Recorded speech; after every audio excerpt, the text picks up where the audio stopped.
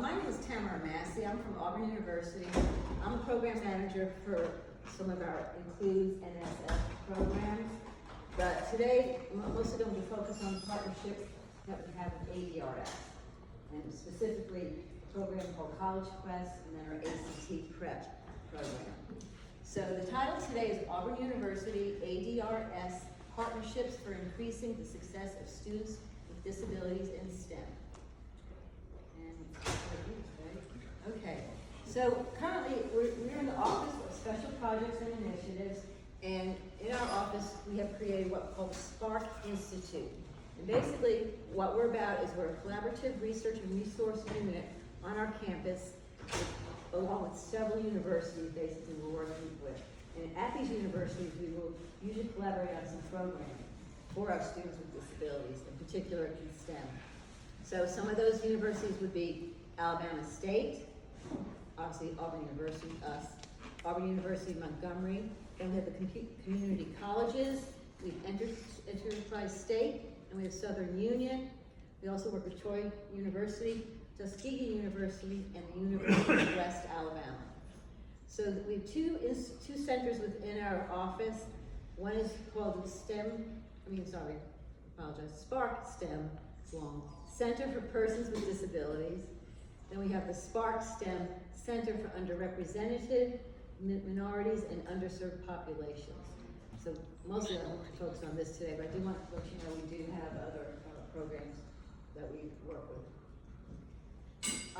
What we did though to create this institute is we had a memorandum of understanding, an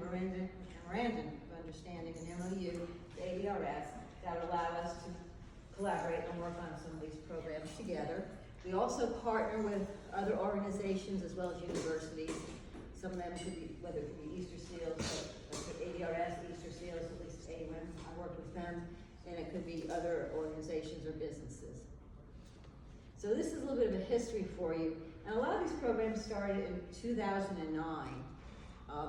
Currently right now we do have an NSF program for students with disabilities, which predominantly focuses on students in STEM.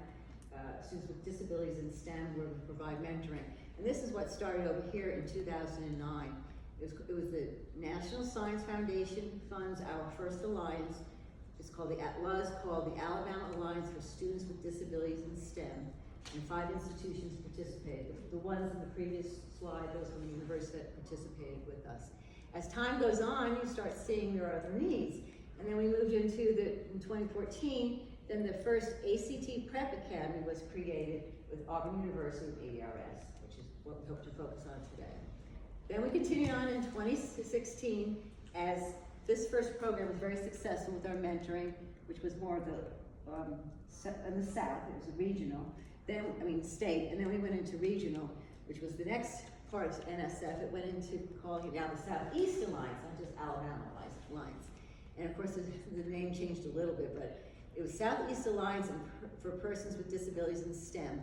And then we were able to branch to 16 institutions, not just those in Alabama. So my point is that you start off small, you prove it works out well, there are some benefits and positive feedback and such, and you hopefully continue to branch out. That's what we did in 2016. Then ADRS, we moved along with them. Next time in 2018, we started the first College Quest program at Auburn with ADRS. This one focused on those that are deaf and hard of hearing. This one focused on students that have, with low vision and that were blind. As you can see, we continued again with NSF. We went from state, regional to nation. Now we're national. And now we have an Includes program. The alliance is called Alliance for Students with Disabilities for Inclusion, Networking, Transition Opportunities in STEM, we call it Tap Into. And currently we have 35 institutions and 16 non-academic partners. So you can see how you grow, okay? That was the whole point of this timeline, you just did have a visual. So what does that mean to you all? Well, the ACT Academy, I've only been working with that group for the last 2-3 years, and it's been interesting from the sense of I'm behind the scenes, okay, for Auburn, trying to pull all these strings for the things that they want. They have a curriculum regarding ACT prep, but also when students come to Auburn, there are things beyond the studying, let's say. So it's not just for them, it's a residential program. So they're on campus, you have to work on that with housing, you have to work with meal plans, you have to work with the staff, ADRS staff, and their staff to make sure they meet our legal needs, let's say on our campus. We have the youth protection program they have to go through for training regarding that's the legal aspects. Then we also have to do background checks. So there's so many parts to this. So I just wanted you to hear that part. That's not the fun part. This is the fun part right here. But I want you to know there's a lot of pulling behind. They have their program, what they want. We have to help facilitate it. That's basically what we're doing. So when the students come to this 1-week program on our campus, they're going to learn. They have an instructor that they contract with, and she will focus on ACT test strategies with the students, which could, as well as reading comprehension, vocabulary building, and strategies for problem solving. And then we end up doing most of the orchestration of the enrichment and fun activities. But she focuses on all that. And those students is a very serious program. Those students are fatigued, and you want to make sure they have some fun too at the end of the day, and then hopefully appropriate rest as such. But my point is, it's all everyone working together to ensure that the students enjoy it and they are successful. And the success usually is going to be that ACT score at the end of the day. So, like I said, we will facilitate the activities on campus, classroom reservations, and then we have American Sign Language interpreters or real-time captioning is involved. They are very pro-access. It's wonderful to see that how ADRS partners with us on that, where they handle that part. And as someone who used to be a disability services coordinator, I can tell you, finding the sign language interpreters that your students like and understand well sometimes isn't easy. So it's really good that they pick that up, and of course I'm very happy to see that, because many of you that are in that program or know the program are some of the interpreters that have been in ADRS for many, many years, and the students have those close relationships with them too. That matters. I think it really matters for these students. Okay, so some of the activities, we do, let's say the Wellness Center, they normally get a tour there, and they also, this is another program, but some of them might do some activities. In this particular group, they don't. But I do want you to know, we do take them to the Wellness Center, they do go to the Raptor Center, as you can see what this picture is. We either can go to the Raptor Center on campus, or they come to us. It just depends on the schedule. For the last few years, they've been coming to us. One year they were in a residence hall, and they brought the birds inside the residence hall, and they had the tarp down on the floor, everything for them, the cages. It's interesting to see how you do indoors with birds that can fly, but they will do that for us on campus. We also do a stadium tour, not with this particular program, but the other one. They've been able to meet some of the players or staff at the same time. We do have an Aubie visit, which seems to be like the biggest thing on campus. If any of you are an Auburn fan, you can have your Aubie moment with the pictures and such. Our students really like that a lot, and it's even some of the counselors get into it too, so it's funny. It's fun to watch. They also will have a cookout at the AIDB Regional Center in Opelika. That's another one that they do toward the end of the program. Last year we did some different things though.